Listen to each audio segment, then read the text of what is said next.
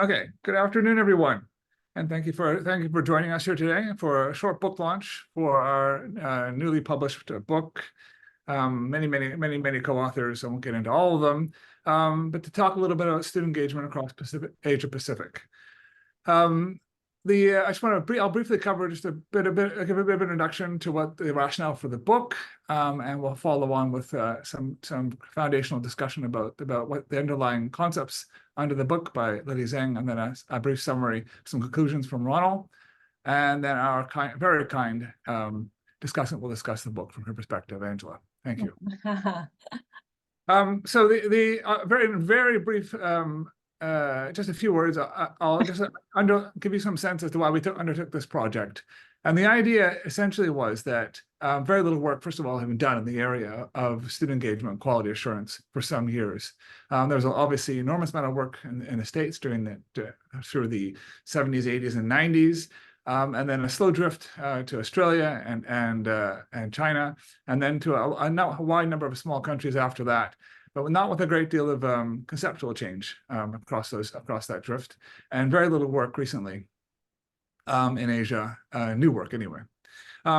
So here in Hong Kong, and the growing realization that Hong Kong is becoming part of China, and the opportunities that exist for Hong Kong specifically and the rest of Asia to learn from mainland China, all the huge investment and changes in Chinese higher education was another major impetus. But without shared measurement, without a shared understanding of what the quality of student experiences were, this was not possible.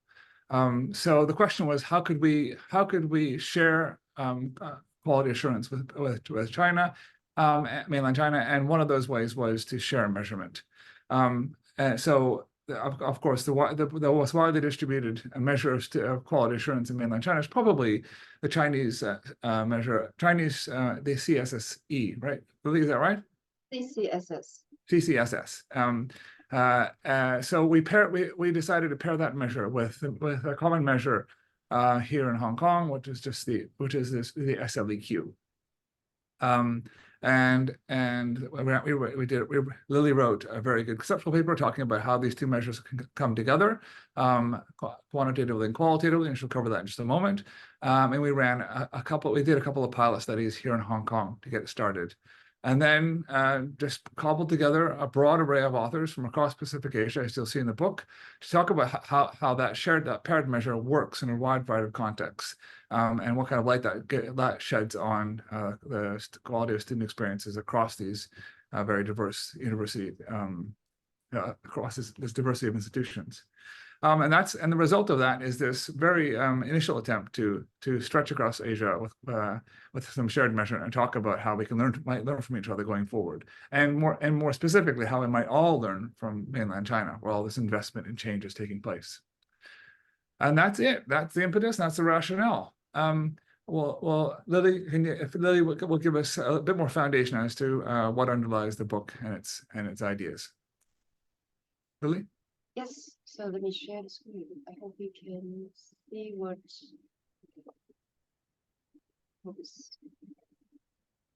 So I wonder whether you're seeing the main screen or my actually. Okay. It's okay? Okay. Thank you.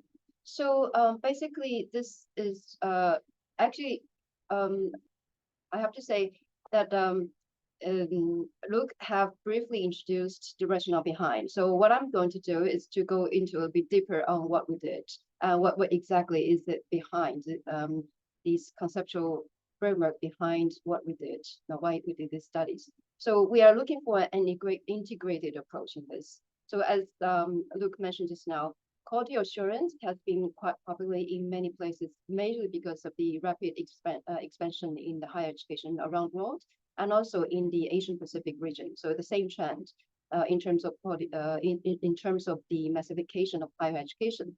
Because of that, there's a concern about quality and assurance and enhancement. So that's why institutions in different parts of the world start to make effort in quality assurance. Therefore, valid tools are necessary. So in order to make it more effective, normally we need instruments to be grounded on robust theory and evidence, with validated instruments in the relevant context. Otherwise, we cannot provide reliable conclusions, provide implications for better practices. So there are two major, if you look around, there are two major survey instruments all over the world, both developed originally in the American or British or Australian context. So they're deeply rooted in these two major families of studies. One is student engagement, the other one is student learning theory. So in terms of student engagement, it is normally defined as the amount, time, or quality of the effort that students put into this studies, as well as the wider range of their university experience outside just the classroom learning experiences, in terms of how they may contribute to students' attainment of education aims and persistence. So these are different studies starting from long time ago from Tyler all the way to Ting Tong, although they have different focuses in terms of the engagement exactly. So some focus more on time on task, how much time a student spend on time on tasks, or engagement as their effort for study, or involvement, sometimes they call it that way, or integration in terms of social or academic integration with experiences in the higher education, or how to what extent the engagement is contributing to persistence, because persistence had been quite a big issue in these countries. So that's why this is one of the major outcomes they're looking at. Now, the theoretical basis on that would be engagement is the key predictor of students' achievement of educational aims and their persistence, or relating to other generic skills, critical thinking or cognitive development, or psychological development, or moral development, or their accrual of social capital. So the instrument started from PACE college student experience questionnaire. Then in the year of 2000, the Center for the Post-Secondary Research and Planning in Indiana University, based on that questionnaire, they developed National Survey of Student Engagement. It is still called an SSC at the moment. So after that, actually, pretty much it has been adopted in different places, as you can see from this map. Now, these are actually normally adopted at the national level to benchmark the practices through the whole country. Now, at the same time, there are some individual researchers who are also using them. So I'm just giving you one example from Japan. I'm sure there are many, many more from other places as well. So at the same time, course experience questionnaire was based on student learning theory. So the theoretical basis of that would be students' perceptions of their learning experiences with the teaching or assessment or other types of teaching practices are the major driver of students' approaches to learning and the quality of their learning outcomes. So in a sense, they would argue students, when they perceive a better use of these teaching strategies, it's more likely students will be using deep approach to learning and the other way around. So after it is first developed in the UK, when at that time they call it course perception questionnaire because it's about students' perceptions, then spread over in different places, again, at national level. So actually you can see UK has both used questionnaires both from CEQ family and also an SSC family. At the same time, there are some individual researchers who are also using them and in relation to other learning outcomes or other learning environments in their studies as well. So this is just a mapping of the two major skills. So if I want to highlight the key similarities, I would say both of them measure good teaching practices. For example, there's one sub-skill under engagement indicators in SSC, which measures effective teaching practices. And there's some items from CEQ as well, who are measuring the same thing. So this is just one example I'm giving to you. Both are referring to the clear goals and standards, whether or not these are communicated clearly with students. So this is another example. They both actually emphasize, probably based on the Bloom's taxonomy. They are intending to measure whether the teaching provided are encouraging students to memorize facts or pushing them to do higher order learning. Now, but there are significant differences, of course, between the two. Now, first of all, NSSC included much broader experiences outside just the teaching practice or course experiences within one particular course or program. So at the same time, they focus on students' behaviors. So this is just one example for you, like about how many papers and reports or other written tasks. So they're asking very, very particular behavioral engagement.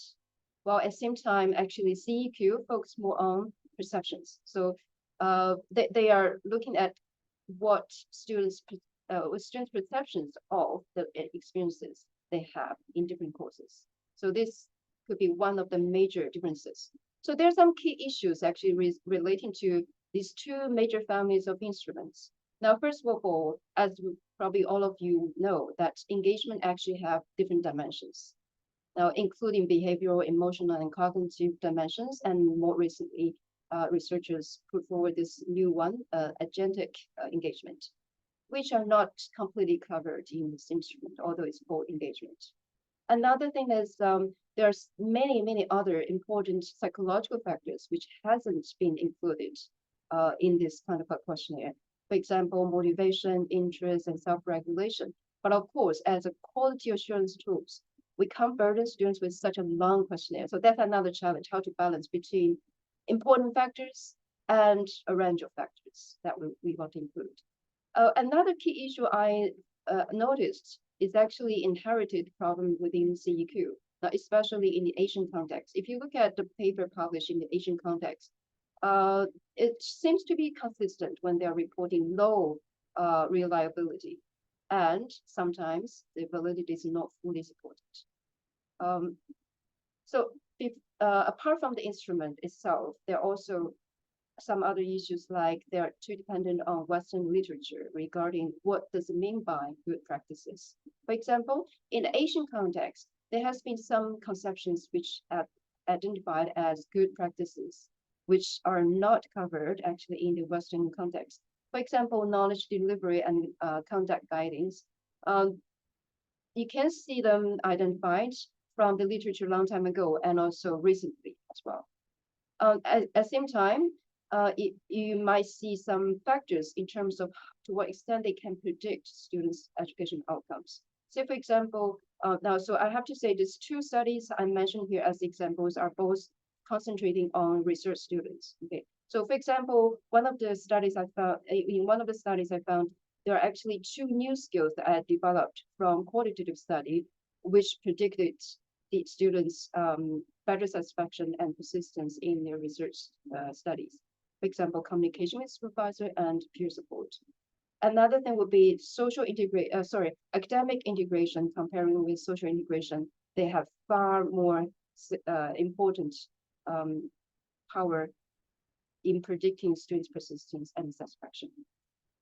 So some other key issues include the instrument have to actually, when they are included in the questionnaire, they actually have the power in predicting, in defining what does it mean by good practices.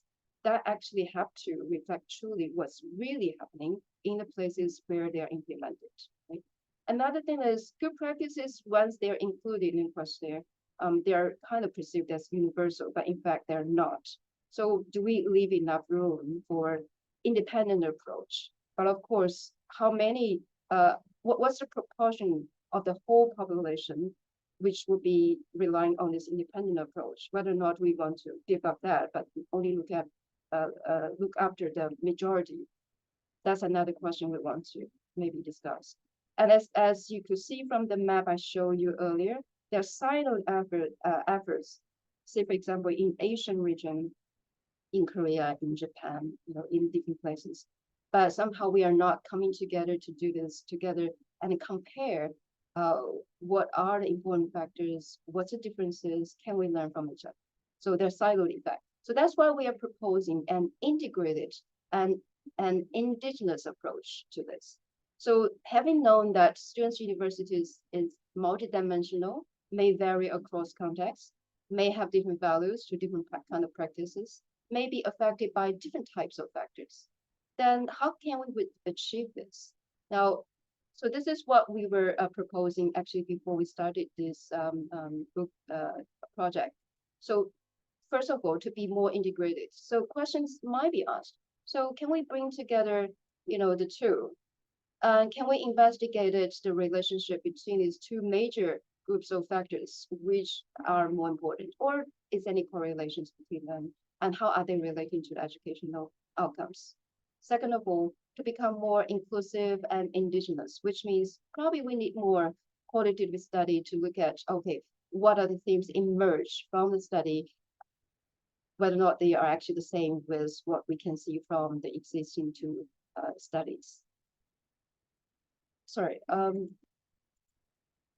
And so that we can enable meaningful comparison between different regions so that we can actually learn from each other. Sometimes when we find some new themes from one particular place, it may not be something that unique to that place. So whether or not it can apply in another place, whether we can learn. So that probably is a good thing if we have studies, grounded studies in different regions so that we can learn from each other. Sorry for this. So this is just one sharing from the recent AERA. We had actually one indigenous studies in Hong Kong, which is actually a study, a project with 4 other universities in Hong Kong as well. We identified from the data collected from Hong Kong U some new dimensions you can see, and also enriched the definition of the old skills as well as, for example, appropriate assessment. And we also identified a bunch of new dimensions in terms of what may contribute to students' attainment of education needs. So now I know we have a wide audience today, and who can benefit from these studies? I'm thinking for students, it may help them to reflect on their own experience so that they can invest or gain from their university, invest better or maybe more wisely in order to gain more from university experience. For individual teachers, this kind of studies can help individual study to focus more on important aspects of university education. For program leader, then evidence quality assurance enhancement, if they are looking at that, this kind of study will help them to have a solid background in order to enhance their practice. And also for policymakers, for benchmarking across different institutions or even countries for good practices. So before I end, I just want to mention a little bit. We are planning for another symposium where we will be inviting the authors of different chapters to share the results they found on May 21st, tentatively this date, and also engage in discussions for the future directions. So if you're interested in joining that symposium, you can either scan this QR code or maybe use Mentimeter to put down. So don't worry about losing it. I will put all the information in chat if you want to sign up for this symposium. Thank you. So that's my introduction for this.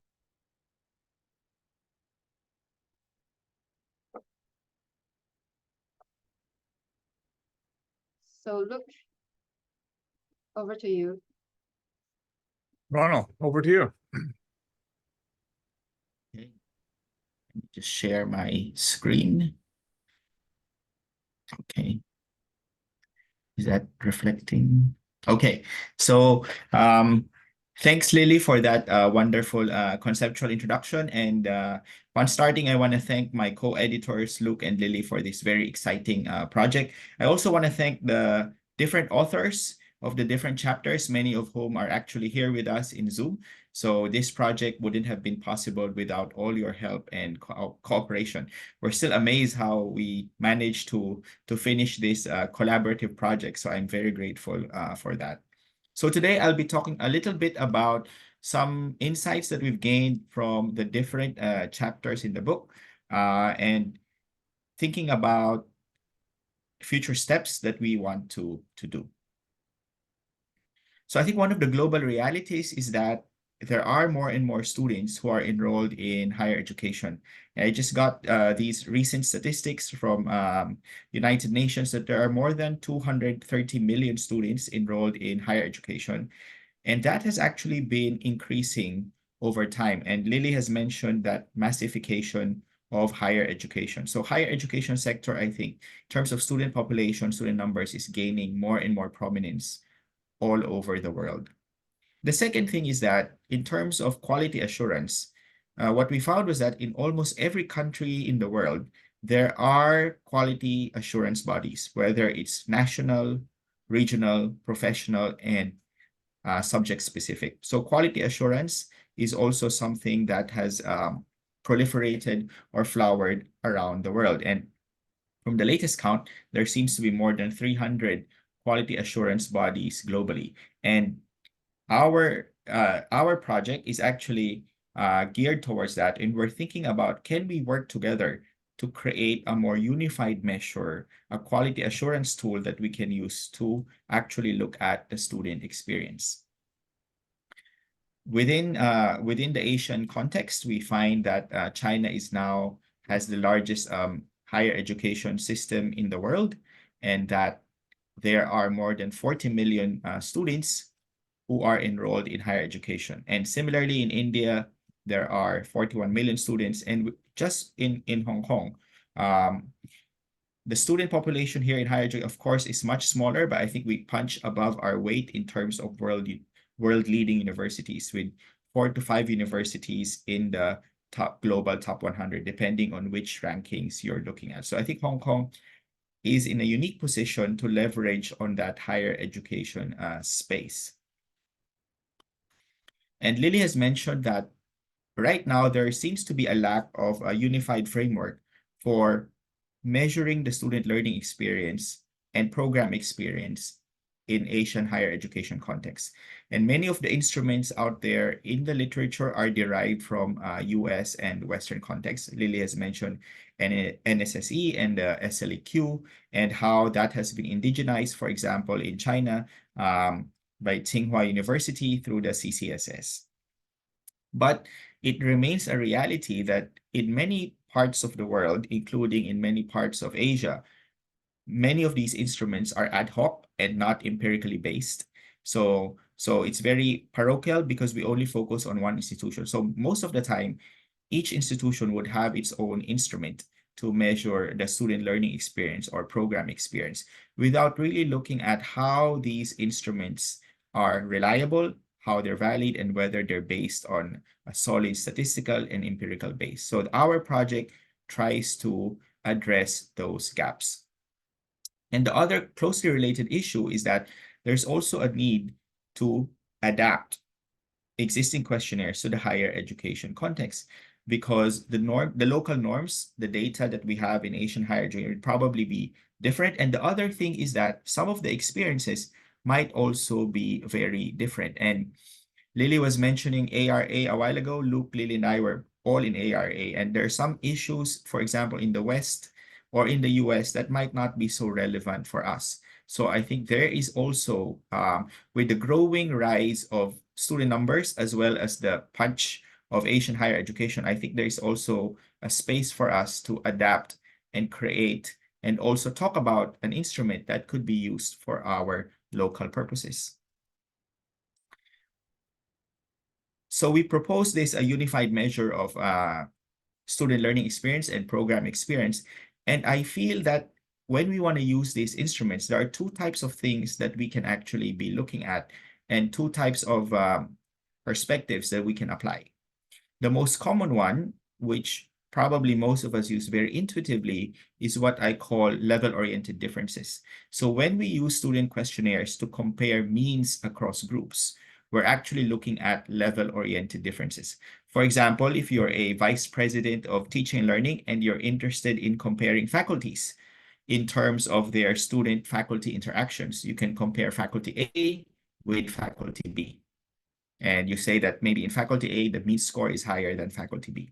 Or you can even say that you can also compare students across programs. So for example, in program A, students have more active learning experiences than students in program B. So that could be useful for you as a decision maker and as an educator to see how your faculty or how your students or how your university compares to other universities, other faculties, other programs.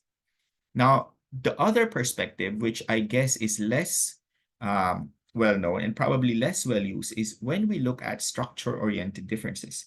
So in level-oriented differences, you look at the means between two groups. So one is high, one is lower. In structure-oriented differences, what we look at is the relationships among the variables. So let's say, for example, Student-faculty interaction is one of the key factors that we cover in that unified instrument.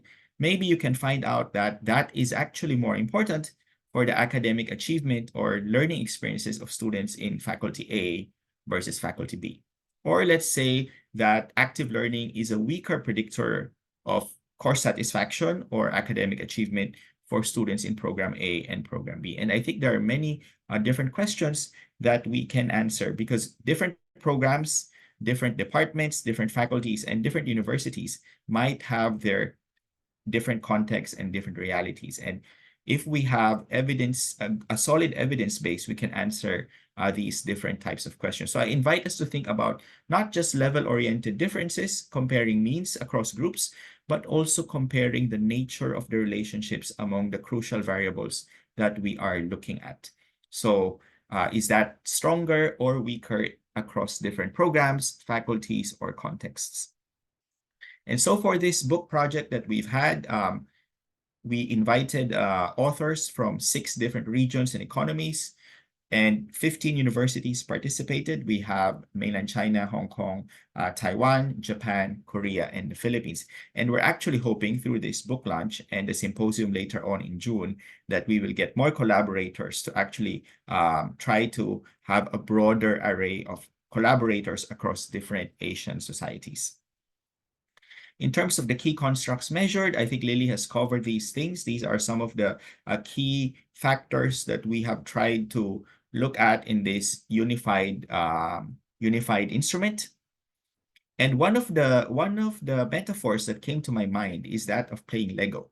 So I like playing Lego, but I thought that was just a game for kids. And I realized right now when I read more about Lego that adults actually play it a lot too. And they can do many things with Lego because they have the similar building blocks. So you can use Lego, play with different people from different parts of the world because you have similar building blocks. And I'm envisioning that perhaps through the use of a common instrument, we can also collaborate and work together. If we are able to collect data that is unified, that has common, that is grounded in a common theory, and we're looking at the same variables, that could actually address some of the limitations I mentioned earlier, that if each university just has its own instrument, it's very hard to benchmark against other institutions, or it's very hard to know how well you're doing relative to your peers or how you should be improving if you only have data for your own university, right? But if we have data that's cross-institutional, across cultures, across contexts, that actually enables you to use my metaphor earlier, to play with others, to work together and try to identify your strengths and your weaknesses, as well as inform evidence-based decision-making. And so what are the key findings that we've had from that book? The first thing that we had, the good news, is that the unified instrument, which we proposed based on the CCSS and SLEQ, and also NSSE, drawn from these literature, is that the questionnaire that we came up with had good psychometric properties. So it's reliable, it's valid. So it can be used for measurement purposes. The second thing is that the learning environment constructs had the strongest associations with learning. So I feel that validates what we're doing in higher education. When we want to create a good learning environment for our students, when universities, faculties, and programs try to tweak the learning environment to optimize and give the best to their students, we're actually producing good learning-related outcomes. So learning environment is very powerful.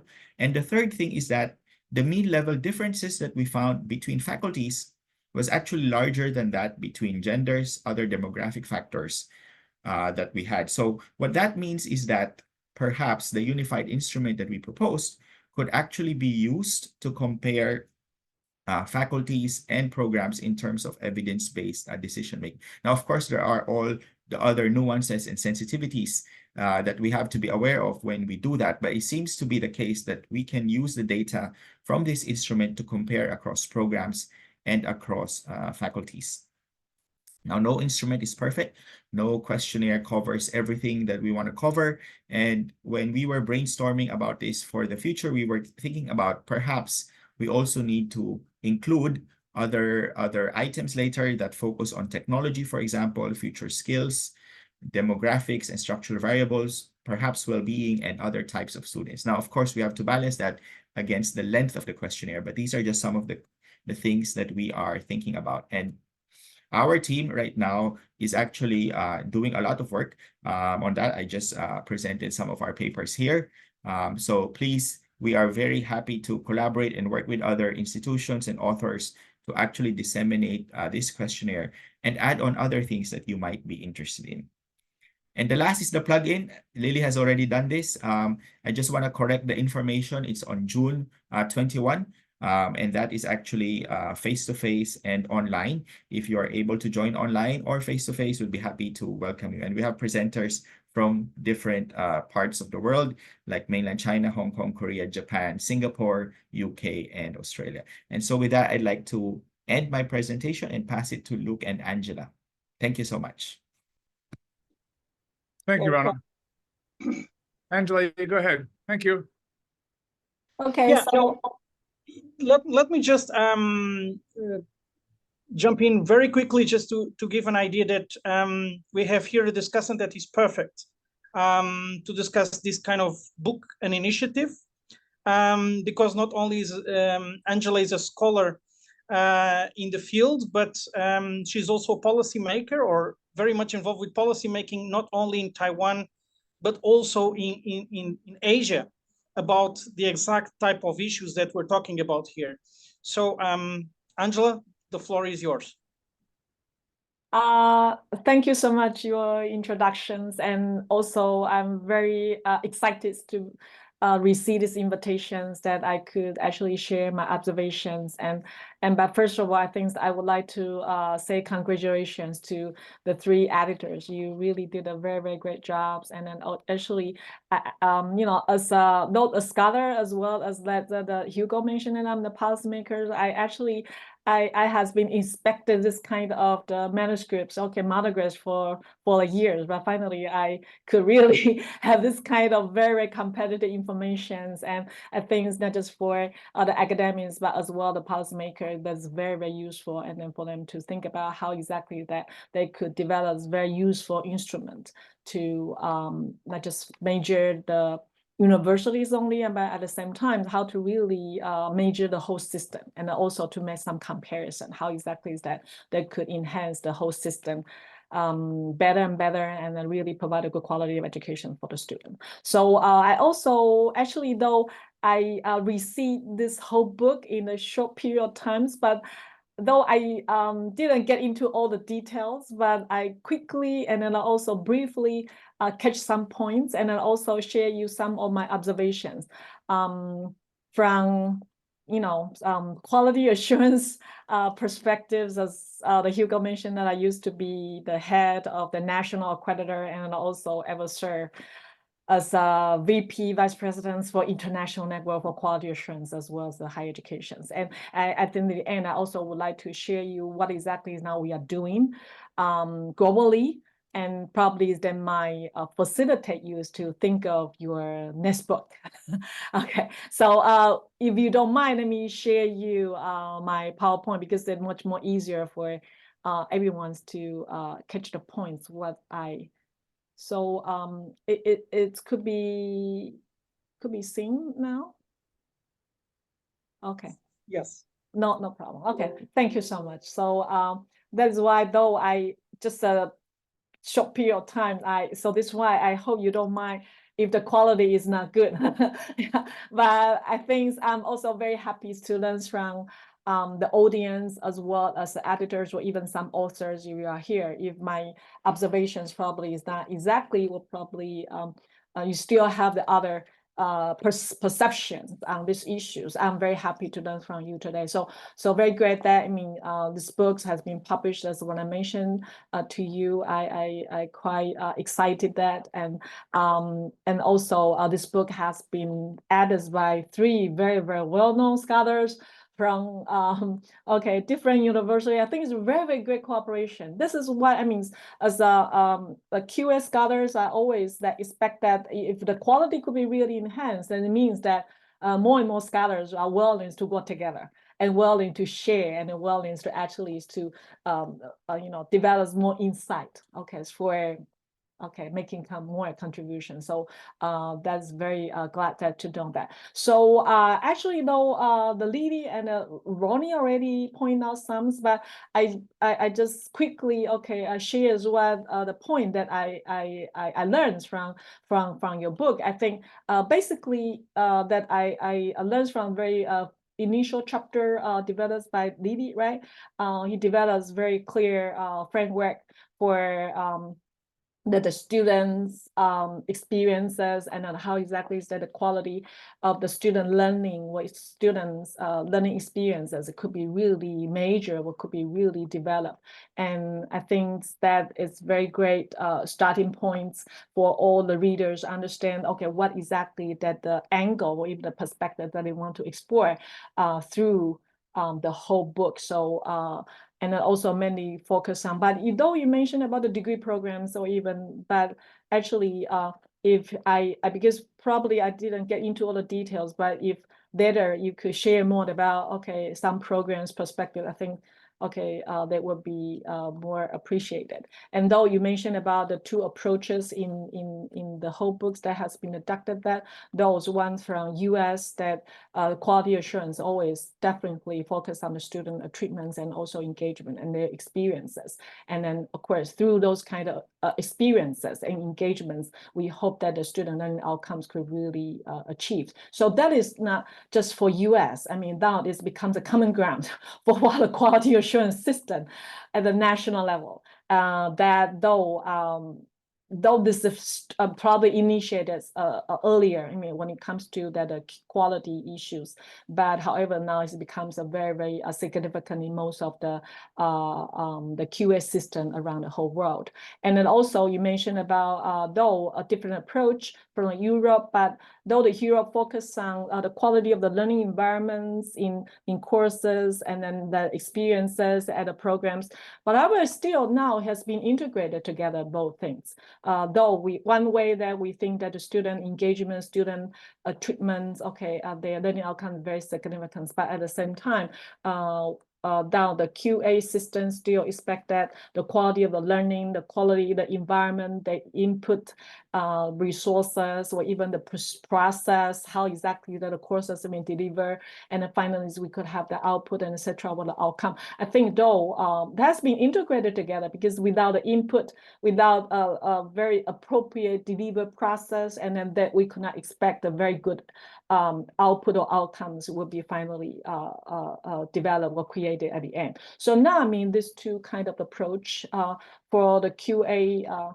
or international QA perspectives, now we try to integrate this together. Like what actually you still integrate the different modes, right, together in your systems. But now you can see, though we encourage the diversifications, but on the other hand, we still actually tries to convert, okay, certain different kind of concept of the QA quality concept into together, because we hope that through a more well structure will be more integrated system, and then we could that system could be more inclusive, and it also could provide a very, very good reference for different QA system. So that is actually I also learned a lot from you, and from that, and that's something that I will observe. And another one about student engagement. I think though in your monograph you mainly focus on the student learning experiences, but now it seems now from the QA perspective, what some community actually will talk about. We try to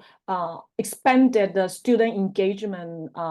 Probably learning is very important, but we also hope that they should acquire some kind of competencies. Okay, not just in learning, maybe for some participations in universities governance with some committees, or they will be appointed certain kinds of the roles. Okay, so those kind of things, because they do this kind of the participations, okay, they probably will acquire kind of skills socially, culturally, or interdisciplinary. Okay, not just learning that seems a little bit, okay, just be limited in the learning area. So if they could be expanded. But anyway, I quite understand and then also learns from your focus that is now education mainly, the students definitely, or you should learn how exactly they really manage their learning process and finally achieve a goal that they say. So I think that you try to get some of the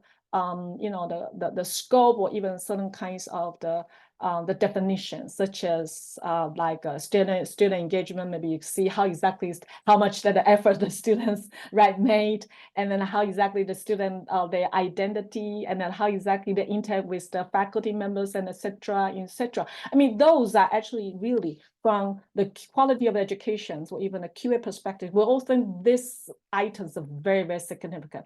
When we from the external reviews, we always will check those kind of the things from the university. We see how exactly you really encourage students, to encourage students to engage, and then also provide some very, very clear evidence for this.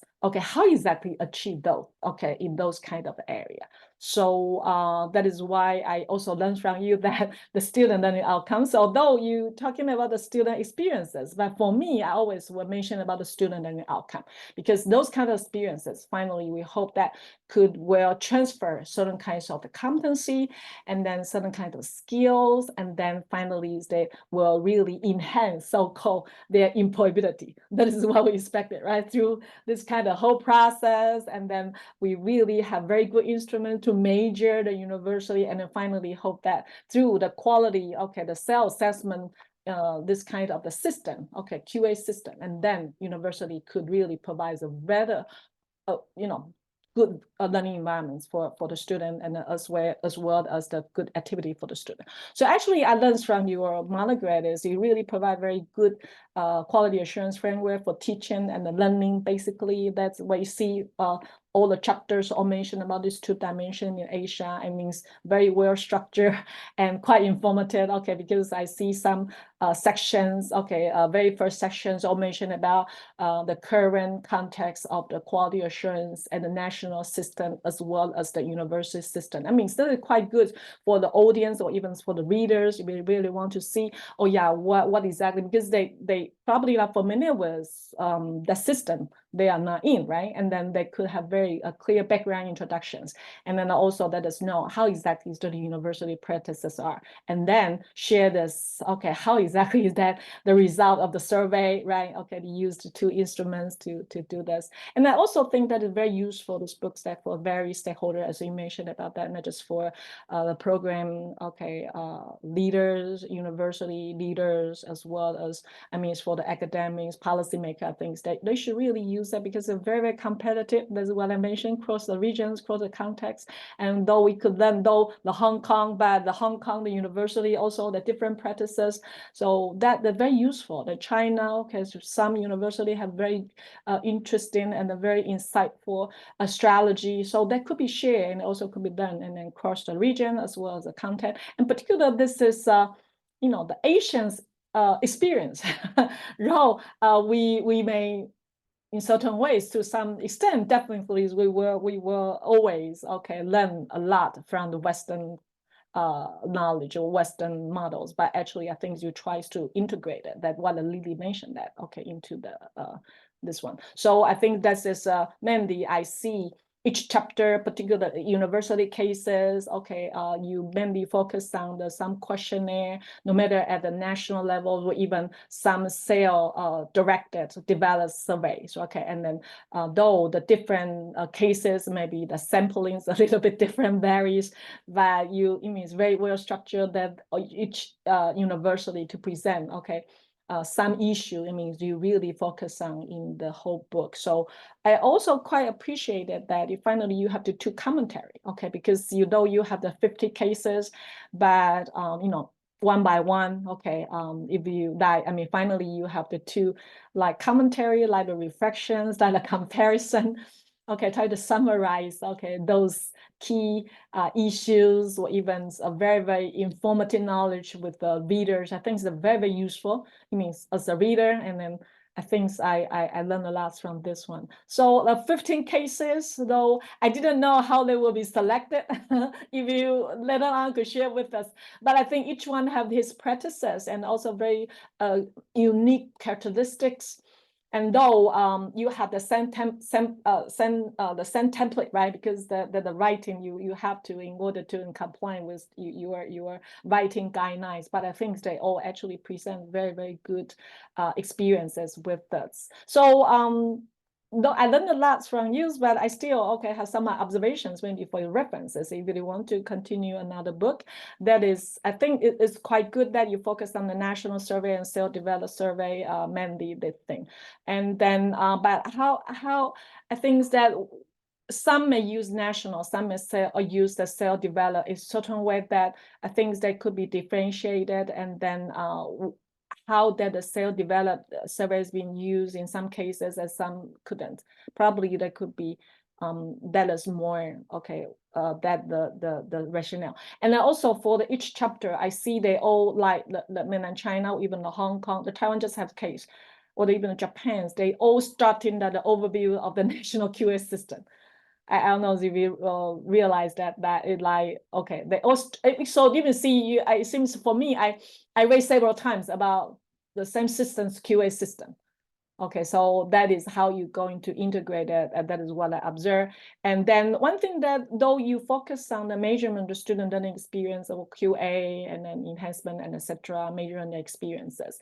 But I would also expect that though in your commentary still share with us some implications, but how exactly those survey the result and how will they will reflect on back to IQA system? I know some university actually identified this, but some I didn't see it. So I am very happy if in the future they could actually explore it deeper. And then though they will enhance the IQA system, but because in each chapter you all mentioned about the EQA, the national system, right? So how exactly this kind of the practices finally could enhance the national system. This is why I'm also hoping that I could learn from that. And then another one also, though the very beginning that you mentioned about that the indicator, some framework, right? The majors, right? And then how exactly that could be related to the institutional the quality of mechanism in this way, that I think that maybe this kind of linkage could be strengthened. And then how exactly, I know the Hong Kong have the national qualification framework, like your IQA, your standard, everything should be aligned with that. It could be also discussed a little bit about this one. Though you may have the survey, and now the survey, the outcome, how they will reflect on this. For your program development, or even the design, or even the system, and also some competencies, right? Though the survey could really reflect on those kind of competency. Now, globally, maybe we expect that the students should have like global citizenship, just more the ethics, and how exactly the corporate responsibility and etc. And then I also see like the Xiamen University, quite good. I learned a lot from that. They see how exactly the result being what implicated into, and how they're going to enhance like the PDCA, the IQA, quite good. But I see more. I know each chapters based on the survey, you have the big tables, but that is sometimes not, because I read it electronically. Maybe paper, the hard copy will be better, but anyway, still not easier for me to check those tables or whatever.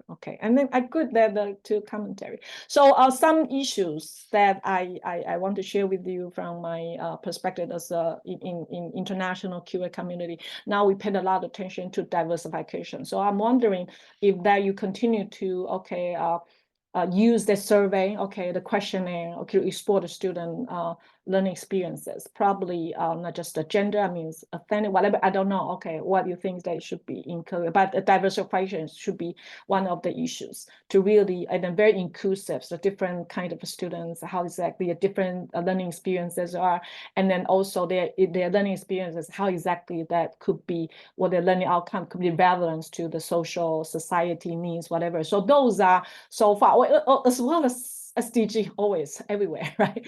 And then now also QA system all paid attention to that, and the international guideline has been changed. I mean, for the long run, they will definitely affect the national QA system, and national QA system will influence the universally IQA system as well. So the roles of institutional research, I see some paper actually they have the data for the institutional research office. I think that is the roles of the institutional research that the function probably strengthen in order to provide a very, very quality data for the policymakers. And then how exactly, though you didn't mention about the institutional governance, but I think that probably is one thing that we could, based on that you're measuring teaching and learnings, and then how they will link to that institutional governance as well as some strategy or the policy. Yeah, and then also another thing that though it didn't mention though, because it just does questions, but now in the QA perspectives, we try to pay more attention to the student involved in IQA system, how exactly they also could play a very active role to make the system better. Okay, internally as well as externally, right? Because we want to listen to the students, how exactly they think about, though this is their learning experiences, but how exactly they could, through their learning experiences, how they could make the whole system better, no matter from the programs or even for the university at the level.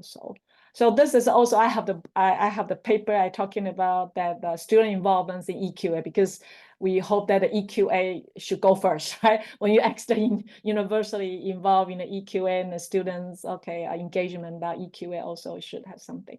And then now this is about what I say in Kwahi, the global network. Now we are conducting a very, very larger projects, and we want to collect the data from all the quality assurance around the whole world, as well as the institution, from the focus group as well as the survey. So I hope that you totally more than 6 regions, and now I'm currently is the regional leaders of the Asia Pacific project. So I'm very happy to share you someday all the data has been completed with you, and then probably could also be implicated. You could use that for your next book. So but thank you so much. Just my very brief, probably is not correct, but sorry, okay, maybe quality is not good, but I hope that, but indeed, I learned a lot. And also thank you, the Hugo's invitation. Okay, thank you.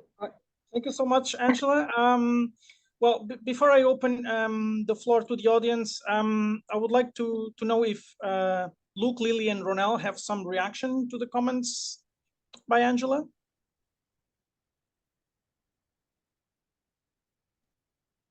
We can just note the fact that this is obviously just a very initial step, and we strived for simplicity. We admit that we kept it relatively narrow to make it accessible to institutions with people who may not have higher ed researchers or even educational researchers who are interested. So by making it simple and having a template approach to writing the actual chapters, we opened it up to a wide variety of people to get involved.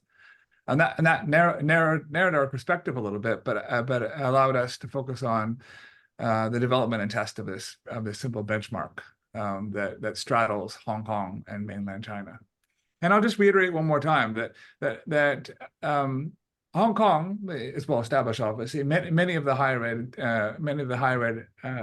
nations are well established. Japan, for example, very well established. But well established nations have a lot to learn from growing nations, and mainland China is a good example of a huge investment and innovation.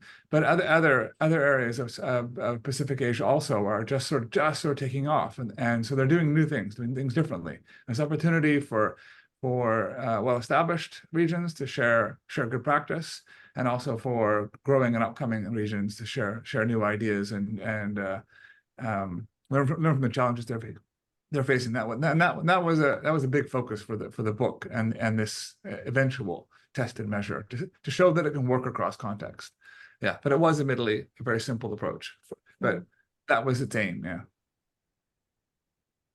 All right, thank you so much, Luke. I'm just wondering, before opening really to the audience, Angela, would this kind of instrument, would this kind of exercise, could it be adopted or could it be discussed, its adoption by the sorry, what is the Iwinkwa, for example? Inkwahi. Inkwahi, yeah, Yeah, sorry. yeah, it's the International Network for Quality Assurance Agency in Higher Education. So. Right, would be viable eventually to establish collaborations between the authors and the editors of this book, and to set up a broader kind of exercise and see if it would work and if it would work well also in many different parts of the world. Yeah. Following a bit what Luke said, that this is also a very good kind of initiative to bring basically knowledge from parts of the world where usually knowledge doesn't come from, but are parts of the world that have much to give, much to provide to the world. Yeah. So definitely, I mean, it's now this is what I mentioned to you, that that the international network in Kwahi, that now we are conducting a very, very super big projects that we want to know how exactly is that through the Quality Assurance Agency, how exactly the national system has been changed. Because after the pandemics, a lot of things, all different, right? And how exactly they measure the university. I think it's very important for us to realize that we're really to the sea, and are they ready to respond to the new issues or even the dimensions, okay, like the digitalizations, okay, and then how exactly is that the university has been integrated into like your teaching and learning platform, and then also the system, and then how exactly you measure that the university, the students, okay, this kind of learning experiences. I mean, that I think that is what I think that that books could be also very, very good reference for the inquiry, because now we're still conducting this global study, and then of course survey also very significant and very, very good instruments for that QA, no matter internally, this book all mentioned about university themselves, but actually that the external body, okay, even the government, they also hope that through this kind of the national survey, and then it could realize the current situations, and then how exactly the student learning outcomes are, and then in certain way how they're going to adjust their national policy. So definitely I think that there could be kind of the cooperation, if actually you don't mind. Yeah. Great. All right. Yes. Excellent. Yeah, great. All right. So, thank you. Sorry, Angela. Sorry.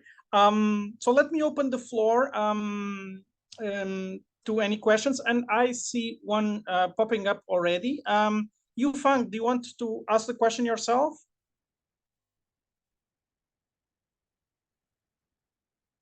Well, maybe not. So I can read the question. So Yung Fang says, hi, a very timely book and sharing for me. I am currently conducting a phenomenological study on the presence of college students in multilingual film classes. Could you please tell me what insights this book might offer for my research? So I leave to the authors and the editors of the book to respond.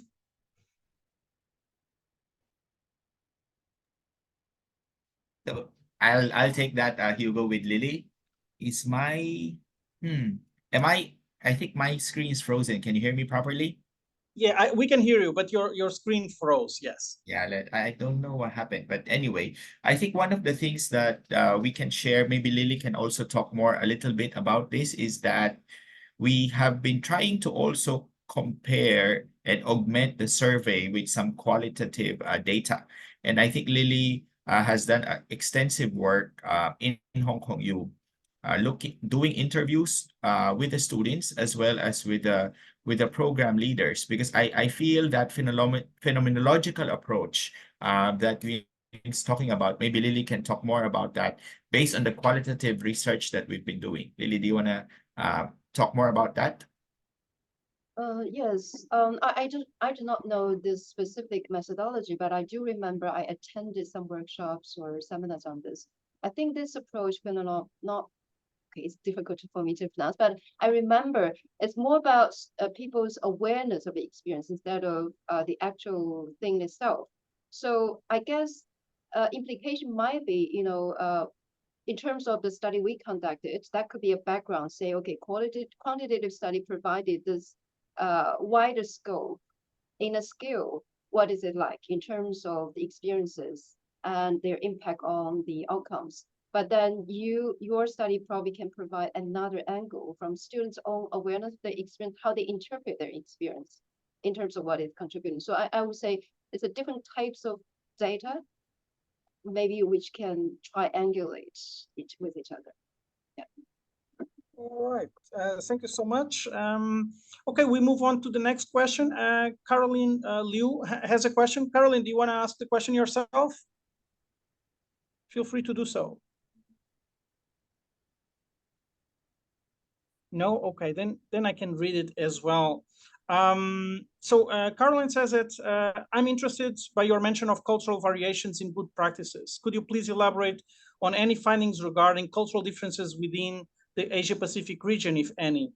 Additionally, do the patterns observed in the Asia-Pacific area that differ from those found in other countries or regions?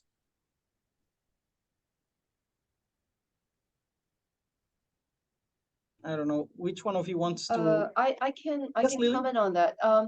But before I start, I have to acknowledge that we didn't do analysis across different institutions for comparison. So whatever I'm saying is just basic impression from the reading of the different chapters. So that is actually relating to the a course I'm teaching. So on that context, I actually summarized some findings and put them together.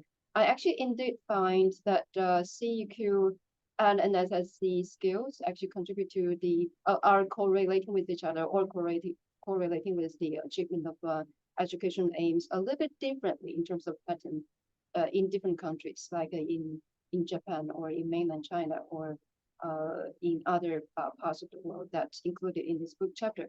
But as I said at the beginning, we didn't do analysis, so I can not say for sure they're really different, but it's just based on the correlation table, that's what I found. But I can't remember exactly what is there.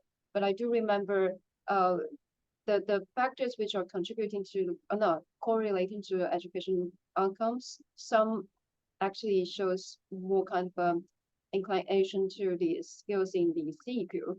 Some others are more from NSSC. So there might be patterns, different patterns across different regions. Yeah. All right. Okay. Well, while we're waiting for any further question, I'm wondering about one myself, which is what is the biggest challenge to introduce such a questionnaire to universities across these countries?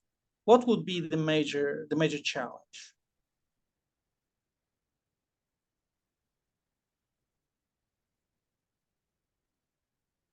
I can share one challenge I came across. So that was the data we collected from BU, Baptist University. I think we collected data over 2 years' time. And I would say for that one particularly, data collection was a challenge. Okay. Yeah, because it's indirectly, I have to write email to the friends I know. Through them, then we asked I think that was a colleague working in student affair office who sent email to students to invite. Yeah. Right. I was wondering though, I mean, the universities that I see in your research, I mean, in the book, I mean, they're fairly developed, very experienced. I'm wondering about those that probably do not have the resources. Yes. What could be done for those to be part of this kind of more comprehensive set of questionnaires and information gathering? Yes, join Angela's network. Maybe that could help. So more systematically collecting data. Okay, all right. So, yeah.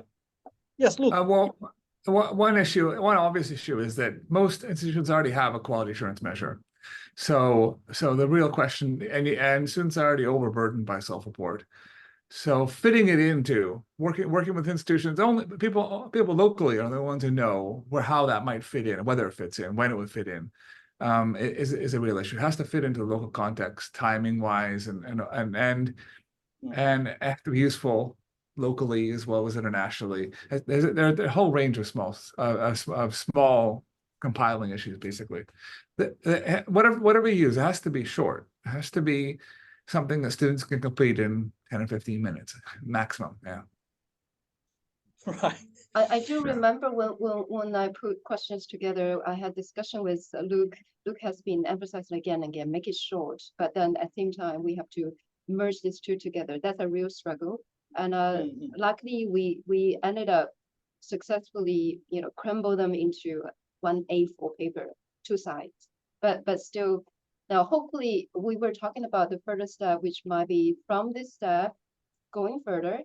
We look at this, the questionnaire again, see whether we can actually shorten it further based on the result, so that we can, do further steps.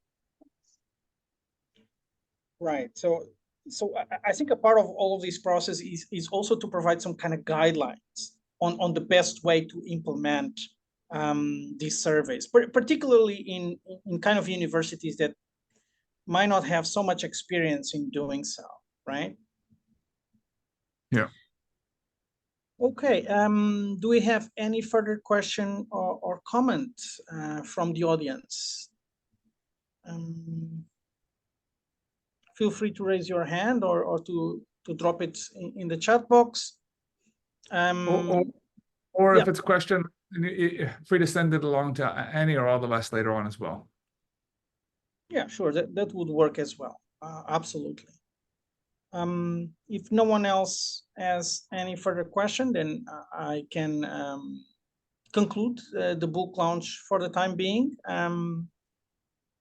And that's it. Thank you all that presented, and thank you all in the audience that came and asked questions or not, for being here. I hope it was a very nice learning process. All right. I don't know if the editors want to say the last word. If you do, please do. Yeah, I just thank everyone very much for coming, and thank again all the authors who contributed to making this book happen.